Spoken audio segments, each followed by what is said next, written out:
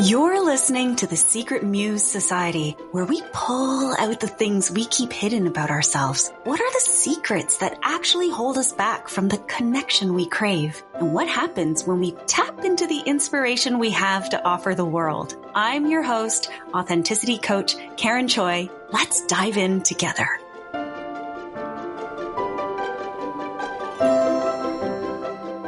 Hello, muses. I have a special treat for you today. I have a guest for the very first time, a beautiful friend named Kathleen Yamazaki.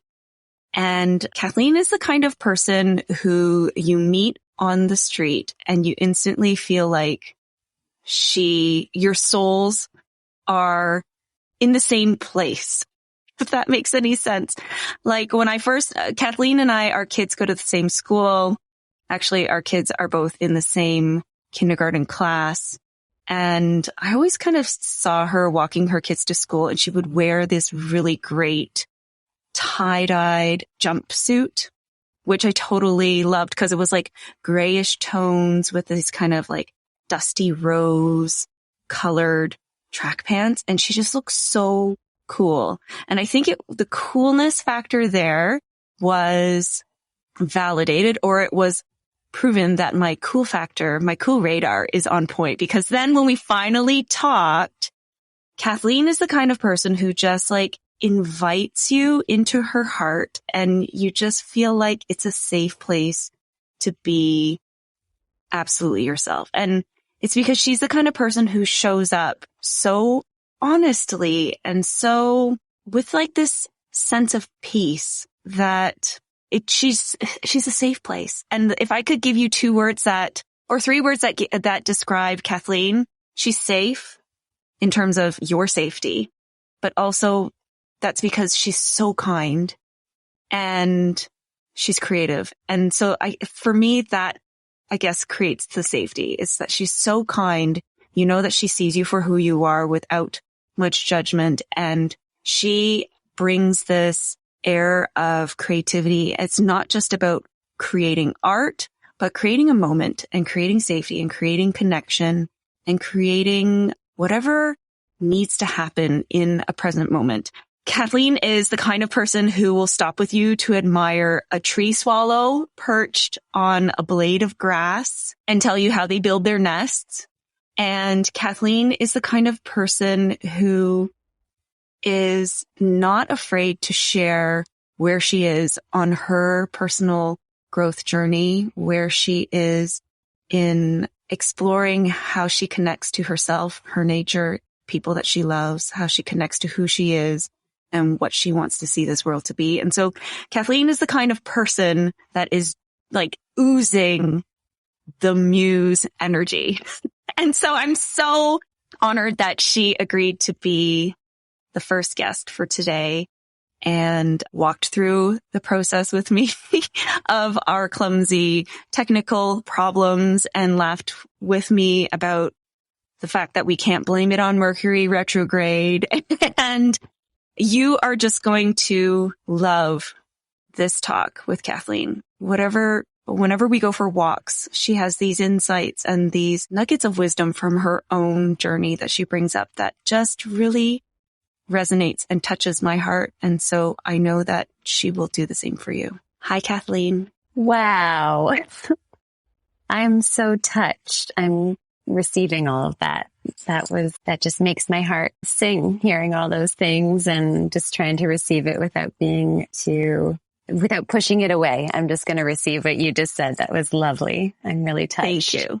You give me goosebumps because just then you've expressed like this honesty that I was talking about, how receiving, not praise, but receiving like an acknowledgement can often be hard.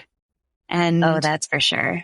Yeah. And even just acknowledging the fact that we have this tendency to want to push it away or to deny it or to give it less than maybe we could. You're just being open to holding space for it and saying you're receiving.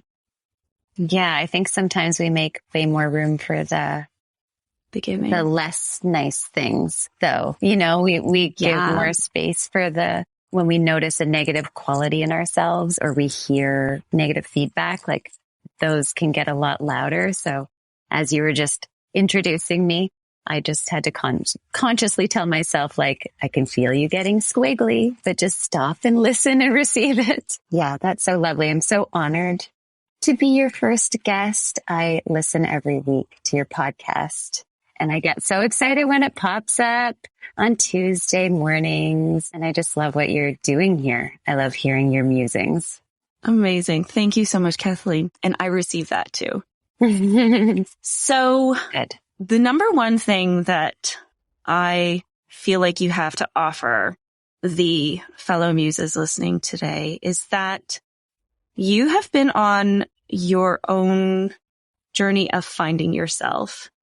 And you have done that a lot through art and creating. And one of the things that really attracted me to you and your story when we first met was the fact that you were starting to claim and own the title of artist. Oh, yeah. That took some time. And I think I had to start saying it before I really fully believed it. Like, I think even when you and I were first talking and you just we were going back and forth asking about each other's lives. And even at that point when I'd had my business, my fiber art business for a year, I was still feeling discomfort in saying I'm an artist. Like it was because I think I was still putting it on such a pedestal outside of myself instead of like, integrating it and realizing that it's just one facet of myself too, instead of it being like, now I am. And it's this big, and I see it in other people too. When I share that I'm an artist, I see that, oh, whoa, artist, like this funny pedestal we put certain titles on. That's so interesting. It's really interesting. Yeah. And do you think that that was one of the reasons why you shied away from claiming it, because of the discomfort of someone putting you on a pedestal? Or what do you think that was? I think there are a lot of layers to it, for sure. I do think that I started to get so far away from my inner artist, because I got a little too perfectionistic about what that meant. And it was so othered in me. I surrounded myself with other people who were artistic and sort of told myself that, my role, I'm not very talented. So my role is just to surround myself with artistic people and not to be them. So I even looked into, art curation and all these other things that would have me around artistic people. But I still felt so separate from them because I got too, as I said, just too perfectionistic about just showing up and writing on a page or showing up with paintbrush or just trying out a craft that I'm curious about. Like it became me comparing myself to people, who had been doing it for years and were at like a different point in their journeys as an artist. And so when I stopped doing that, I think it was easier to just realize how simple it is actually to be an artist. And also that we all are artists, so to claim that is maybe giving other people permission to as well. Oh my gosh. Where I'm at right now with it anyway. What I'm getting from that is that by putting it on a pedestal, it separated you. Exactly. And I can't help but wonder, like, how many things do we actually put on a pedestal thinking that it is perfect or it has to be a certain way, and how that separates us from each other as people. Even when you said like you would share with somebody that you're an artist and immediately you kind of feel like this disconnect, I guess, like, an artist. I think a squiggliness, I would say. The squiggliness, sorry. The squiggliness of just like, oh, what does that mean? Or like I'm playing a role, like I'm sort of, it's make believe or it's dress up or something like that. I'm just doing that. But I just had a thought as I heard you mirroring what I said back to me a little bit, is that actually by putting it on a pedestal, it kind of gave me an excuse to tuck that part of myself away, because I allowed that distance to to kind of be an excuse to be like, okay, well, if that's not going to be your whole life, then there's not really any space for that. So it's been such an important thing. Like, I even find through my creativity, through my being an artist or embracing that important part of myself, is that I'm like finding myself. I think I mentioned to you, I find when I make things, I'm kind of looking for myself in them. Yeah, I loved that. And I don't even know what that is, Mm-hmm. but I just know it when I see it usually. Yeah. Or when you touch it. Yeah. It's almost like you think as you touch. I think You so. think as you build. Hey, can you tell the listener what kind of art do you make? Yes, that's important, isn't it? I make fiber art. That's what I call it. But it's a little bit of a mixture of weaving. I do some macrame, and they're tapestries, for example, that you can hang on your wall. It's kind of a boho thing that's come back for sure, very intensely, and only started exploring it a few years ago. I'd had a little cross stitch kit that I hadn't touched in a few years, and I took it out of a drawer and I gave myself permission to finish it imperfectly. And that led me to remember making friendship bracelets, because it was made with embroidery thread. So I got some embroidery thread, and that led me to remember that I was sort of curious about this weaving thing. So I made a loom out of like a clipboard from Pinterest or something. And anyway, and then I was just like lost down the rabbit hole of yarn and fiber and all that. And it led me to weaving. Amazing. And then I just couldn't stop. Kathleen's work is like the macrame that you hang on a wall. Like right now we're talking through video, and so I could see in your background, she finds these like beautiful pieces of wood, and she's and starts to create her weavings around them and to incorporate them. And the vibes I get from your fiber art is texture, it's touch, it's kind of chunky and woolly, but soft. That's what it feels like. And I'm like rubbing my fingers right now, because when I think of you, I do this for some reason. And then in terms of like the vibe, it's like, and I've told you this, is I feel landscapes. Like when I look at your art, I see sunsets and sunrises. I see moon cycles. I see landscapes of meadows and rolling hills and mountains. The colors that you choose are just so beautiful. Like Kathleen recently started selling these kits where she has recorded an instructional video and provides you with all of the different colors of yarns. Like she's just got this color palette that is so yummy. It's like, it smells like sandpaper, but also rum and a little bit of Earl Grey. I don't know. That's what's coming to me right now with lavender. Like that, I'm just thinking about the kit that I had bought from you. And like a splash of lemon. It's just like, it's a very sensory kind of experience when we meet you and meeting your art. So thank you for sharing that. You've also, in terms of an artist, you write your life, you write a kind of poetry. Can you tell me, because it was cool what you were sharing about how like fabric art, how you came into this artist of you was really about embracing a part of you that you were hiding. You were hiding the pedestal, you were hiding this big idea of what an artist means, and how you were hiding that you have to do it all or nothing, or what other people would think, or what you would expect from yourself. So you're hiding this big version. And it made me think of the Marianne Williamson quote about how often we're afraid of we're afraid of our failure, but actually we're really more afraid of our success. That's what brought up for me, right? Like when we think of the pedestal, you're not afraid of going down into the bottom of the well. You're not afraid of that spot. You were actually more afraid to step up into that pedestal and reach for that. Oh, yeah. I mean, absolutely. And I just think that we're so comfortable in our discomfort because it's what we know. And to step outside of that, even if it's the best thing that's going to happen to us, is totally unknown. And that's fucking scary.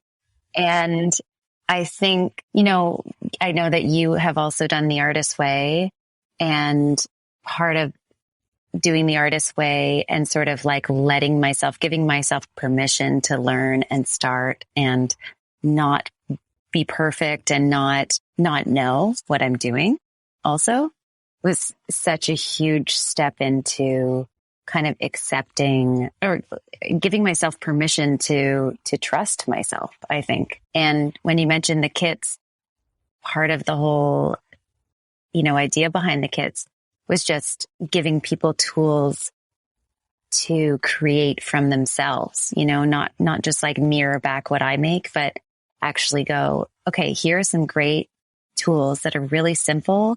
And now you get permission to create whatever comes out of your heart, and you're totally capable, and there's no way you can do this wrong. And I think that's why I was so attracted to weaving. My tender artist heart was really afraid of failure or rejection. There was just so much fear coming up, and weaving is so forgiving. Like yarn is you get some good juicy yarn and everything's going to look beautiful. Like it just will, and you can kind of make it up as you go. I loved that, because what popped out for me when I heard you say how you had to admit that you don't know, and you had to admit that there's uncertainty in order to trust yourself. 'Cause so funny how we often go the reverse way. We're like, I will trust myself when I know for sure and when everything is certain. And you're just like, yeah, which it never is. No, you actually have to admit that you know nothing in order to trust yourself with what you actually know. That's right. Yeah. Yeah. I mean, that's been such a huge healing.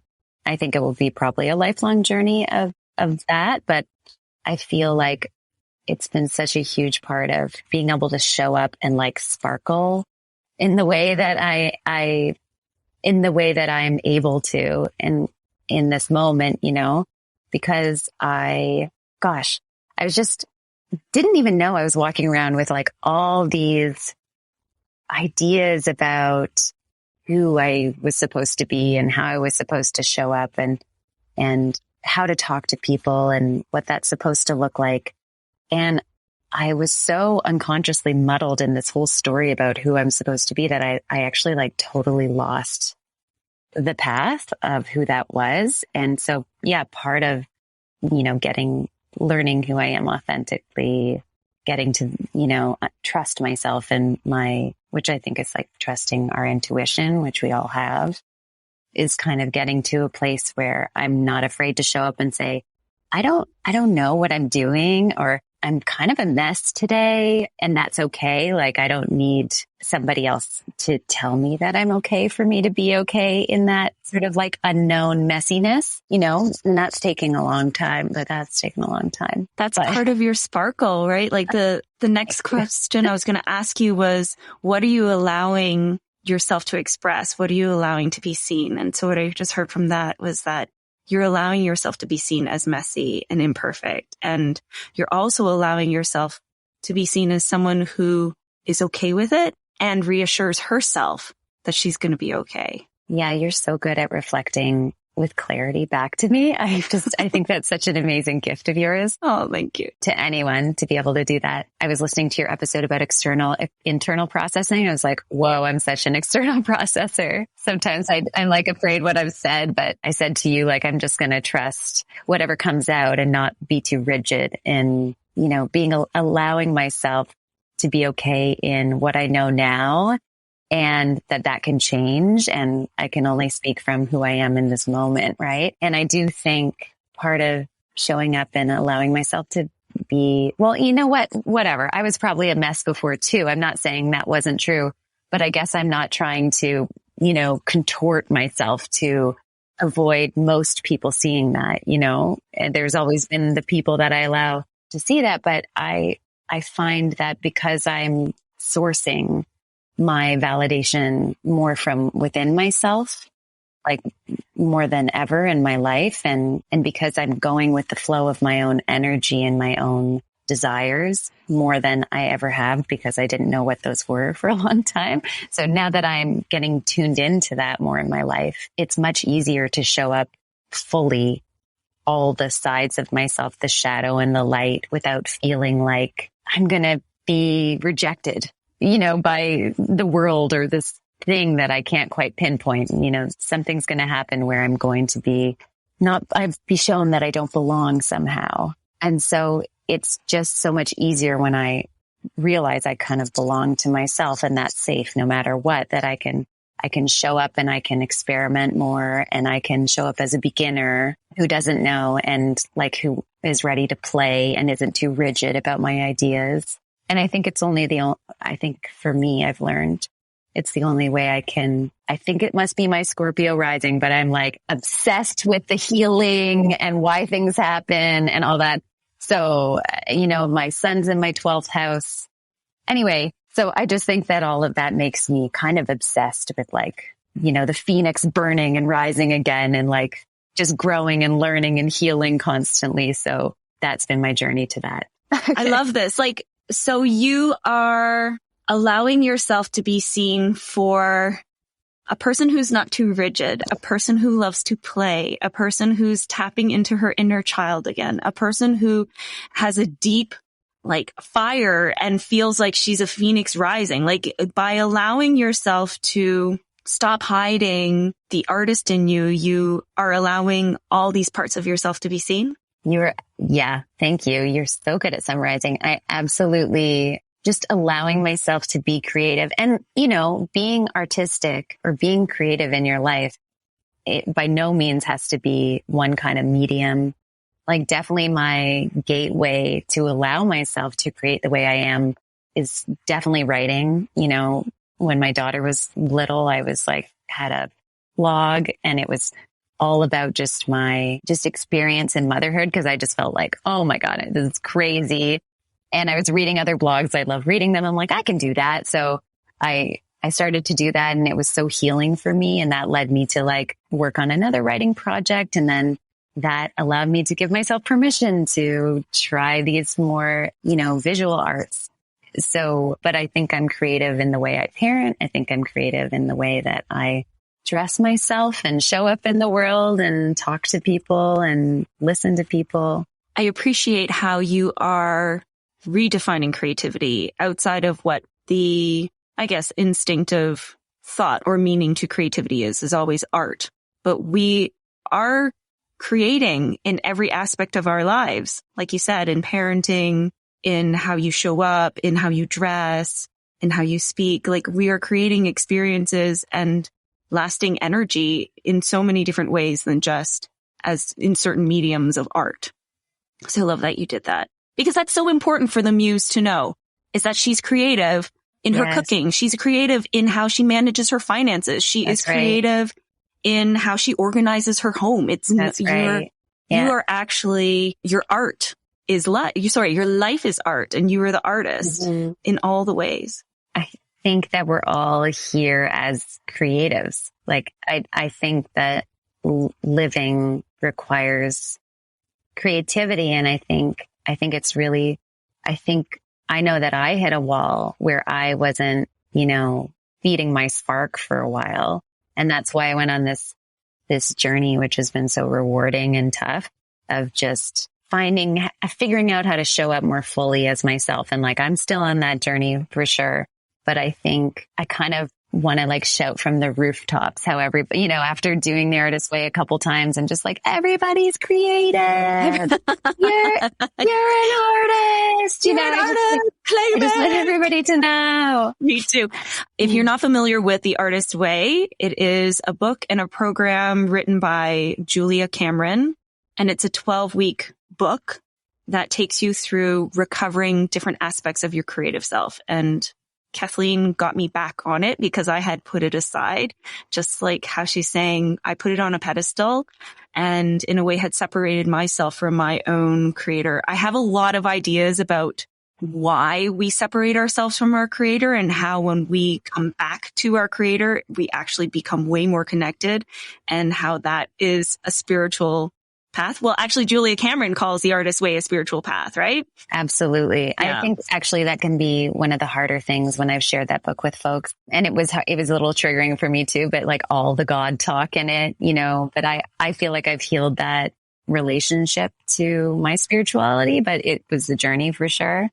I mean, yeah, like if we're getting down to it, at the end of the day, getting in tune with my creative self, it has brought me back to spirituality and brought me back to like my sense of awe with the world around me and the world within me. And I don't think I could have reached that and found that and like, built that relationship to my own, spiritual practice again, because before it was there was such a rigid idea around it because I grew up in a really Christian home and my parents had a very specific idea of what that looked like. And so in my rebellion from that, I really pushed away. But the sad part was that I did lose a thread in my connection to my own version of spirituality.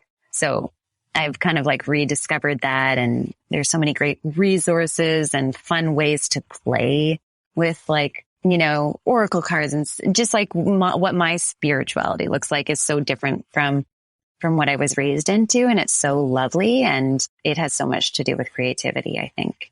Yeah. Can we dive into that? How do you feel about going into that? Because happy to. Okay. Because I'm seeing all these connections where how you talked about your creativity, your artist self felt like she was on a pedestal. And in our Christian upbringing, I have also felt that disconnection. I always felt like God, as our creator, is on this pedestal, is in heaven, is away from us. And the distance between where I am and where he or she was just seemed so far that it seemed almost hopeless to reach or even like to connect. It just seemed overwhelming and impossible. Now, when I started to see the God and creator within myself, to see myself as sovereign, to see myself like as already on somewhat of a pedestal, right? To see that if we are made in God's image, then God as a creator is also within us. We are also sovereign and we are also creative. And to express that, then connected, like that just became the bridge. It wasn't even a bridge that I had to cross. It was almost like God was like a kite at the end of a string that I was just holding onto this string and waiting, right? For the kite to come down. And like how you said, when we rebel against our Christian religion, I felt that way too. Like I had just let go of the kite entirely, which made me feel totally disconnected. But now that creativity, really embracing my own creativity through coaching and through writing and through singing and just like playing with kids, experimenting, cooking, like seeing creativity in every single thing I do has allowed me to start reeling in that string, that kite string, until I have that kite right in my hands. And then you feel like you're one, like it's not, and that to me, that's the spiritual connection. Is not like reaching, but rather walking with. It's like when you go into yourself and you see yourself, you also see God. And it used to seem so ridiculous because in my upbringing, I felt like it was audacious to say that I am God and God is within and God is without, right? But actually, when I thought of God as without, I felt like I was without God, that I was never going to touch that. I would never reach that. But when you bring it into yourself, like you realize it's there. You have it. You don't have to look out. You have to look within. How does that sound for you? Like this analogy of the kite, God being the kite. We think that this string is what holds us together, but really it's about bringing it like luring it in. Mm-hmm. I mean, I can see it right away. Like I love the image of that, and I feel it kind of in my body when I see that kind of separation and then connection when you bring it back to yourself. And I think so much of the separating ourselves too from this one idea of God that we had growing up. I'm sure there were a lot of similarities that you and I had just with a Christian upbringing, is that there's so many rigid ideas about good and bad. And I mean, I don't even know if I believe in those, like sort of these, so many ideas of like what behavior will allow you to be with God and what behavior will push you away from God. So even natural instincts that are really just normal parts of development and learning, I think a lot of Christian kids, you kind of internalize it. It's really intense. And actually what I'm learning through my own new definition of this spiritual practice is the spectrum and the nuance and the cyclical nature of learning and development and creativity and just like the cycles around us. Like all of that is mirrored to me everywhere, is the nuance that things rarely fall into like really rigid ideas of good and bad, who is worthy, who is unworthy, who gets to go to heaven. Like I remember asking my mom, like, our pet would die, and I'd be like, will our pet be in heaven? And she's like, well, I don't know. Pets aren't really allowed in heaven, like just like funny ideas about. There's all these conditions. There's so many conditions. Yeah. And saying like you have to accept Jesus to be allowed to go to this place. To me, it just feels in my body. I know that's not true. If there's a place, that's just not how it would be. Like we're all so part of the cycles of nature. And if you look outside and you look around you and you see that mirrored back to you in our cells and the way that we function and the way that our energy is cyclical and our relationships are cyclical and nature and seasons. And I just feel like that makes so much more sense to me. And maybe that's why there was something, our inner senses knew that something wasn't quite right, but we just had to exist in the world that was being shown to us, right? Which was rigid and conditional and totally opposite of what black and white, right or wrong, good or bad, totally opposite of what we learned that God offers is unconditional love. That's right. And how it moves and it flows and it's uncertain, it's unknown. But what is there is trust. Yeah. I mean, wow. And like how much I'd say that's one of the biggest themes of my creativity and my knowing myself and like learning who I am and peeling away the layers and uncovering and remembering has totally been trust. And I think that, faith, of course, is trust, but it's also like, it's easier to see like the magic and the beauty around you when you just like, for example, like little synchronicities, right? Where you're thinking about something and let's say I'm thinking about a tree swallow and there it flies by my head, and instead of overthinking it, I just like receive that. Like, okay, universe. All right. You got me. I think there's a lot of trust in our ability to feel connected to our creativity and to whatever your like spirituality looks like. Also, I don't want there to be, I don't like dogmas. I just feel like there's so much room for so many different practices and ideas of like, if you're not harming anyone and it's just helping you know yourself better and show up in the world with more compassion, I think there's so much room for so many different ideas about what it means to be connected. Totally.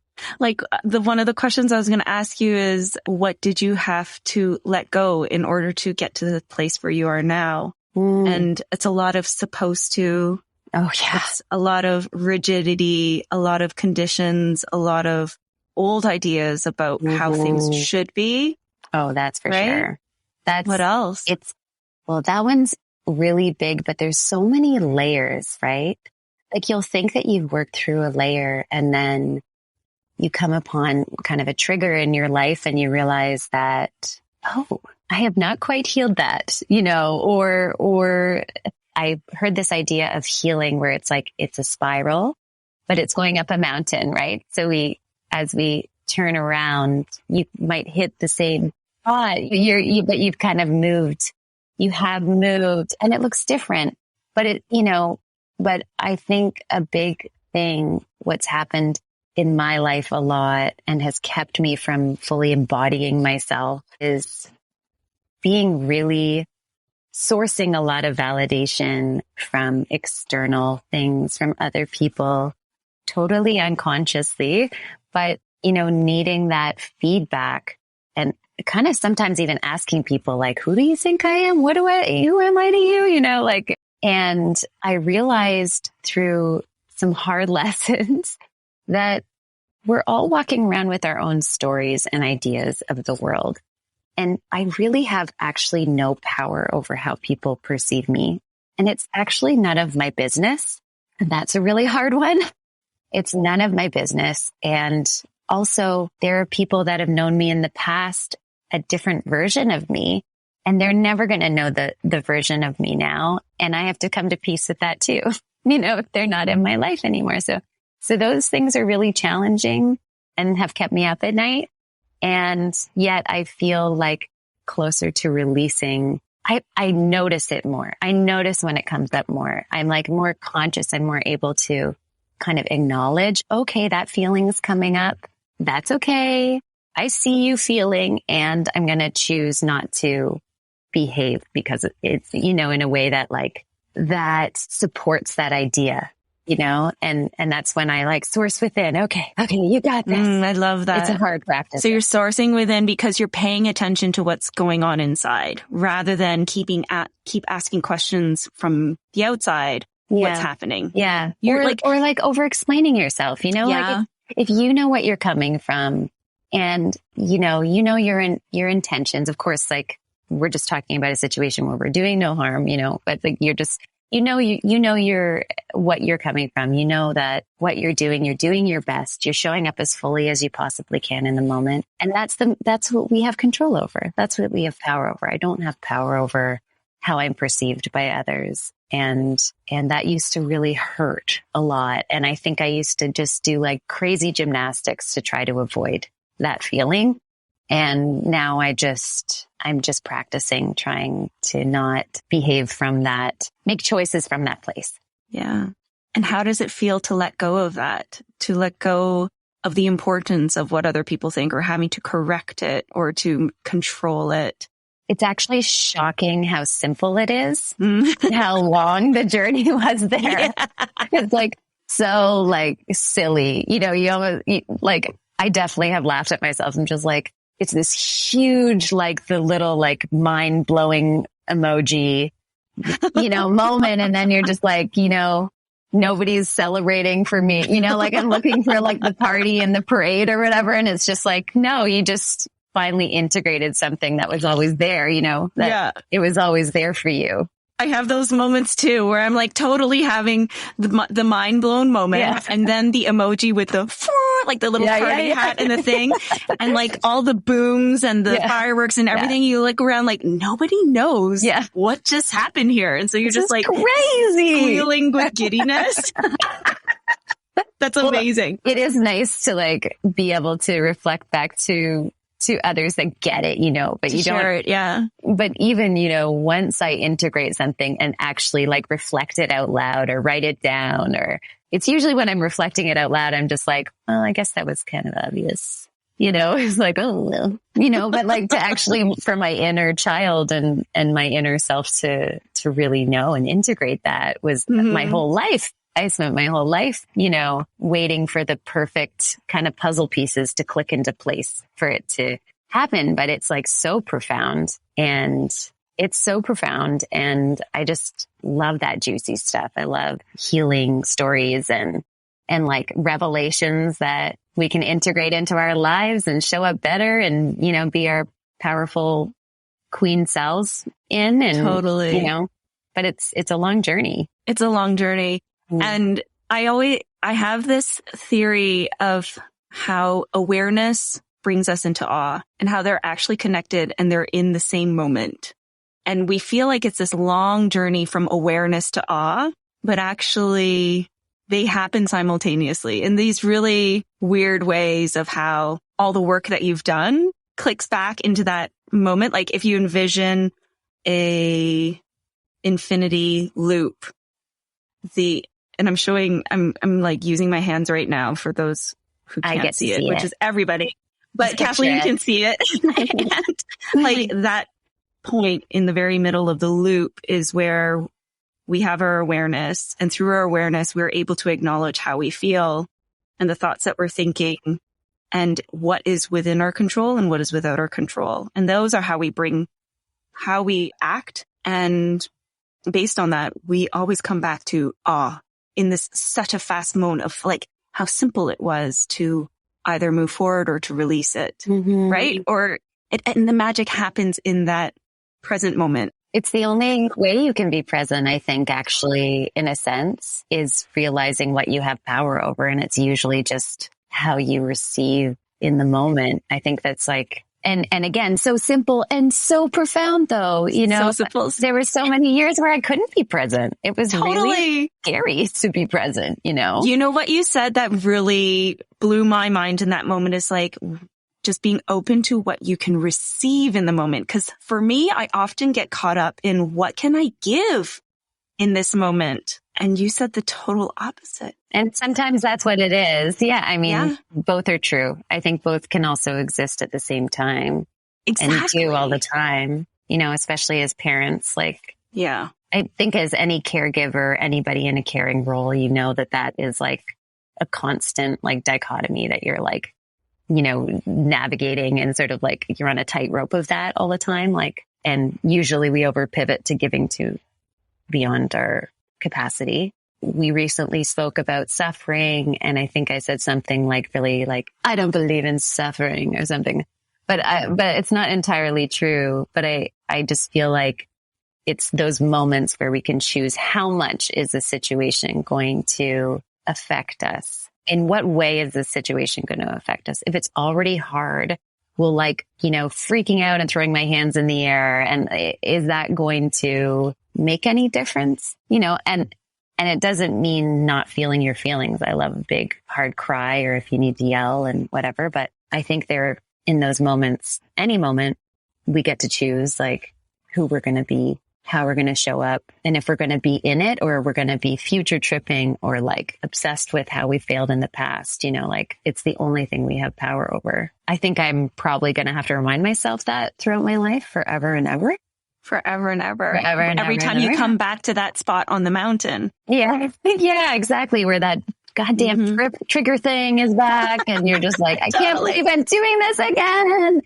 You know, it's seriously. Like, the other day I was writing in my journal and just kind of doing this mid-year reflection, and I pulled some tarot cards, and I pulled the Tower card, which is about foundational beliefs and systems crashing or this chaos, and however you want to receive it. You could receive it as fear or you could receive it as love. Like what is going to come down so you can rebuild again. Mm-hmm. And in that moment I was just like, what? Yeah. Not again? Yeah. I've been pulling this card so many times over the last 3 years. When will it be over? And that's when I realized, well, maybe it's not supposed to be over. Like the fact that you keep coming back to what is in your control and what is not. Like, where is your power? And this present moment, maybe that's actually the biggest gift. And, you know, sometimes too, like, foundational crumbling. I mean, always. I'm going to say always. Always. Foundational crumbling is like, leads to like just really good shit. It's like, seriously, that's the good stuff, you know, and not that it's not hard and painful, but I feel like that's where life gets better. And it's usually the stuff that you don't need anymore that needs to go, right? And it's usually because it's so hard to let go of the stuff that we don't need anymore. And sometimes we need like the like tower falling to force us to move on into like our next, we're like up leveling. It's like, our next stepping iteration. up to that pedestal. Yeah. Like I would never go back. to before. I'm so happy to be moving forward and growing and healing. And, maybe I can say that because my body is kind of working okay right now. And, things, I'm relatively, in an okay spot that way. But I do feel like it just gets better, when we are willing to keep growing and asking questions and listening and opening up. And well, you kind of just answered my final question, which was if you could give your past self advice about letting go so you could step up, so you can like touch that pedestal or you can claim your sovereignty. I still actually have some discomfort around saying sovereignty, self-sovereignty, but I'm really embracing it. So if you could give your past self any advice about how to let go or what to let go, what would that be? Oh, it's such a juicy question. But I guess the first thing that came to mind, because it's been so profound for me, is just taking the first step to, not overthinking the first step. If you have an idea, if you are curious about something, if you're pulled towards something, trust that first idea. Don't go into what is the end goal? What is that supposed to look like? If you get into that space, just bring it back to what is the first step I can take towards this idea? Whether it's just ordering a supply or getting into nature, whatever it is, if you want to start running or something and you haven't in a long time, just put on your stuff and step outside. I think it's really been huge for a lot of us, I'm sure, just really perfectionistic. And that was a huge wall for me. So just taking the first step, whatever that is. And you actually don't know what the next step will be. Usually you think, and you don't until you're doing that first step. So I think that's what I'd say. I don't think I would listen though. No. I don't think she would listen, but But you know what I see there is little Kathleen and little Karen, we have these impulses of things that just spark joy in us, that make our heart sing, and we just want to do it. And over our adulting life, we start overthinking these impulses, questioning them, and we don't just go for them. And so what you say about just taking that first step, it's just just respond to that impulse, just feel it, receive it, and see where it takes you next, and that being okay. Mm-hmm. And not know, and that's back into not knowing. Because kids don't care. They don't. Right? They don't, Our kids, kids, beautiful. When they just follow their impulse, they don't know what it's going to lead to. They're not thinking, how am I going to monetize this? Is this my strength? Is this my purpose in the world? Is this my best way of spending time? I have to be the best to show up. So exactly. I'm just going to have to practice privately for a while before I'm allowed to show myself out in the world. Yeah.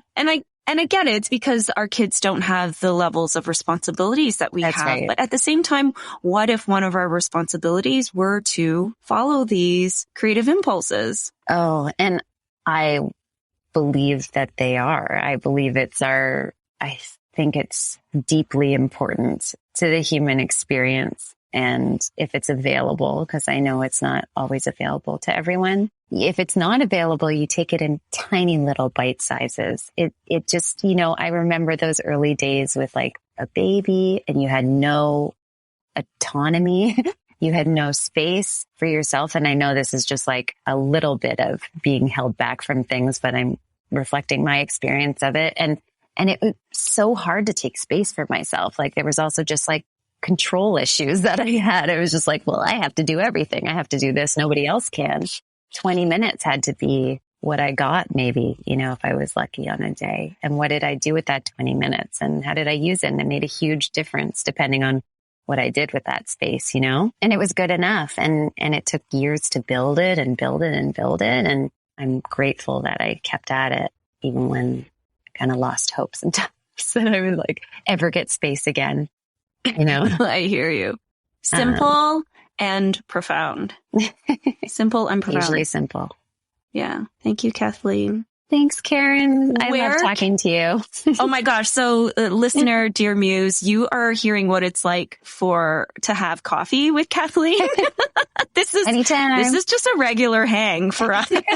Kathleen, can you tell the listener where they can find you if they're curious to find your work or to learn more about you? Yes, the best place to find me is on Instagram.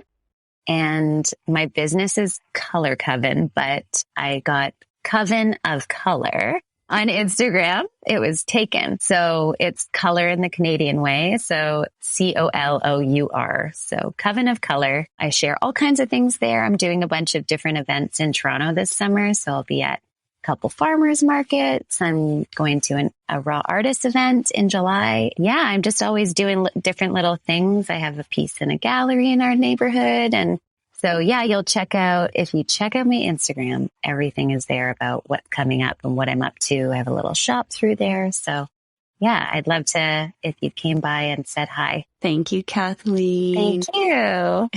Thanks, Karen. This was the best. Wasn't this the best? This was so much fun.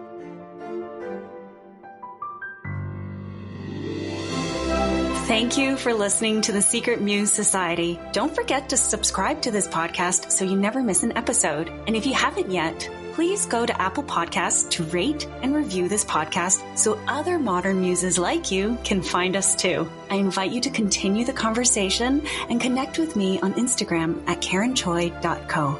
Join me next week for more secrets inspired by you. I'm Karen Choi. Until next time, stay gold.